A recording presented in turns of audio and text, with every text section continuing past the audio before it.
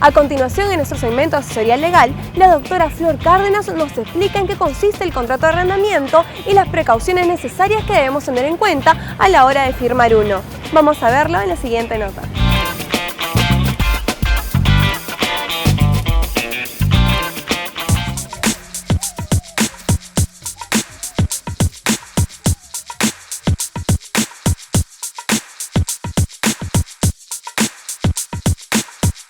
Doctora Flor Cárdenas, muy buenas tardes, ¿cómo está?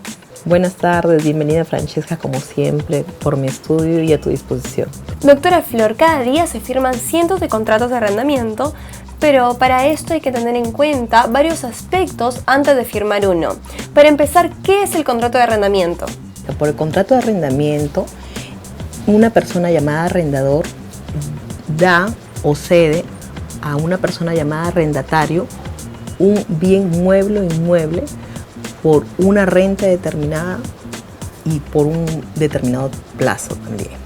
¿Cuáles son las partes de este contrato? El arrendador y el arrendatario.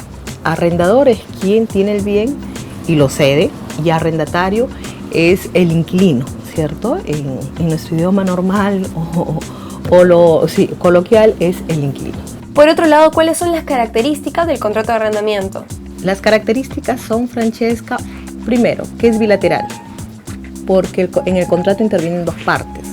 Es oneroso porque para ambas partes existe una utilidad. En el tema del arrendador es porque percibe, y el arrendatario es por el bien, el uso del bien. Es conmutativo porque tiene una equivalencia, ¿cierto?, de la renta pactada con el precio del bien, con respecto, obviamente, al alquiler. Tiene la cuarta característica, que tiene tracto sucesivo.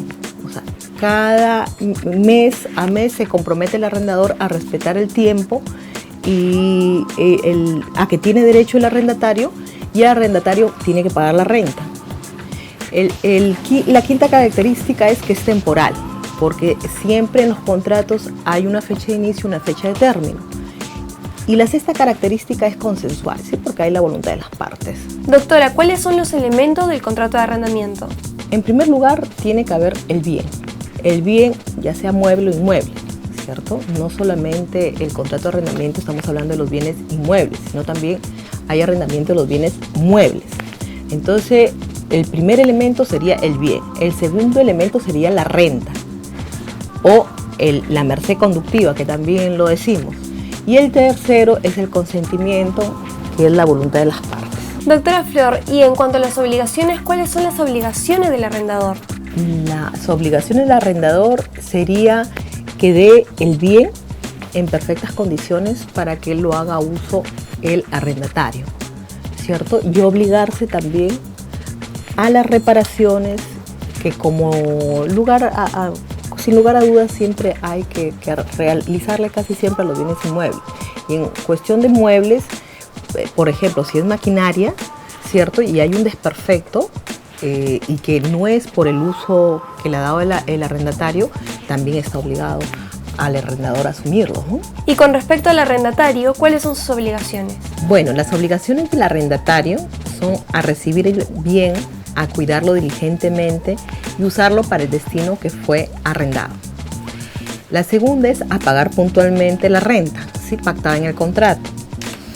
El tercero, a pagar también puntualmente los servicios básicos, por decir agua, luz, teléfono, árbitros municipales, que le compete por norma expresa pagar al arrendatario.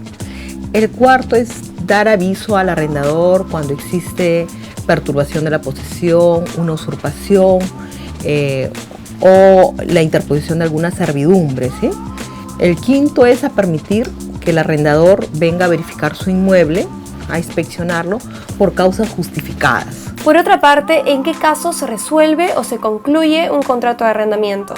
Bueno, la resolución en el derecho es cuando se da causales posteriores al acto jurídico. Eso quiere decir, una de las causales, y por regla general casi siempre, siempre sucede porque se resuelve un contrato de arrendamiento, es por el no pago puntual de la renta, ¿cierto?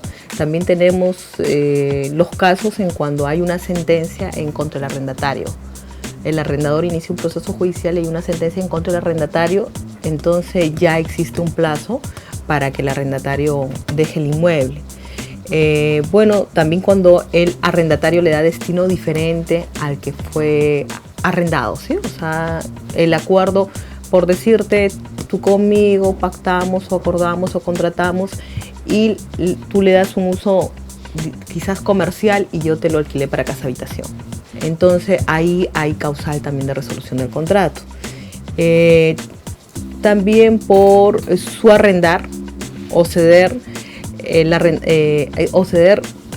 total o parcialmente a un tercero, ¿cierto? Eso está prohibido, salvo que lo hayas pactado expresamente en el contrato. Pero por regla general está prohibido. Y el arrendatario como el arrendador, los dos se tienen que someter a las reglas propias del Código Civil. Muchas gracias, doctora Flor, como siempre, por despejar nuestras dudas y resolver las consultas que tenemos en cuanto a temas importantes y frecuentes. Muchas gracias. Francesca, siempre para mí es un honor recibirlos en mi estudio y poderles absolver las consultas que tengan a bien hacerme.